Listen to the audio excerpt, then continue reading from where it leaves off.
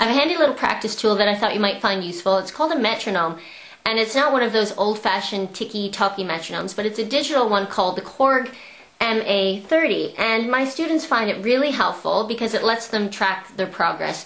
So this particular model goes from 40 beats per minute to 208 beats per minute, and that's more than enough tempo variation for any Bodhran player.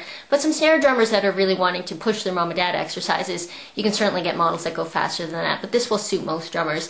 So I'm going to show you today how we can use it for some jigs and reels.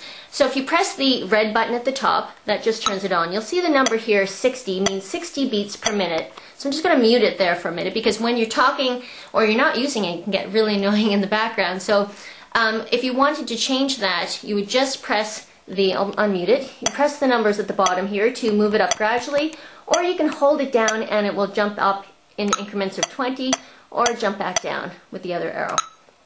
Okay, so I'm going to bring it back down to 60, and we're going to keep it fairly slow for this exercise, and I'm going to show you how you can subdivide that note into groups of 3. So that beat, that single beat, I'm going to break it down into groups of 3. And so if you press the top gray button, and then you use the bottom arrows or the buttons again, this number 0 will change from 0 to 7.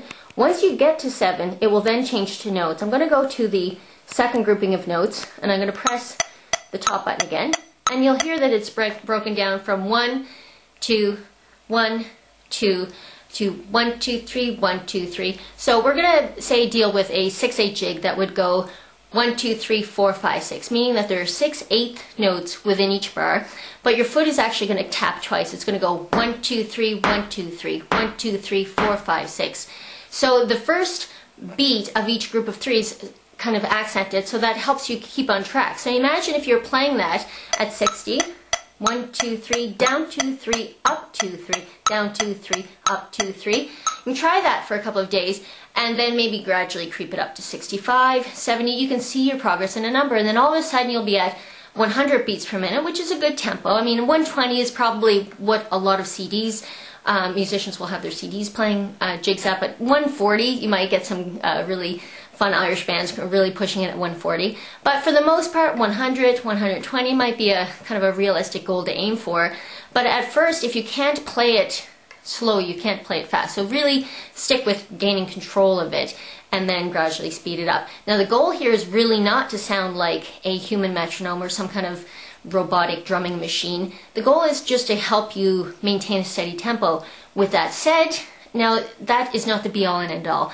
It's all about musicality. One of my favorite fiddlers has this track, one of my all-time favorite fiddle CDs. The end of this particular jig set, the last 2 bars, he speeds up the last 2 bars every time. But, you know, I don't care. It is so musical that I'm not going to judge him on it. So don't be too overly critical. I mean, the tempo is, having a steady tempo is something that you want to have and be able to do, but it certainly doesn't win over musicality. If you wanted to play along to, say, some reels, you can then also subdivide the note again. Press this button here so until it jumps down below, and press it again. You hear it 1, 2, 3, 4, 1, 2, 3, 4, 1 and 2 and 3 and 4, and that kind of count. So it's really handy for reels. Anyway, I hope you find this useful, and see you again.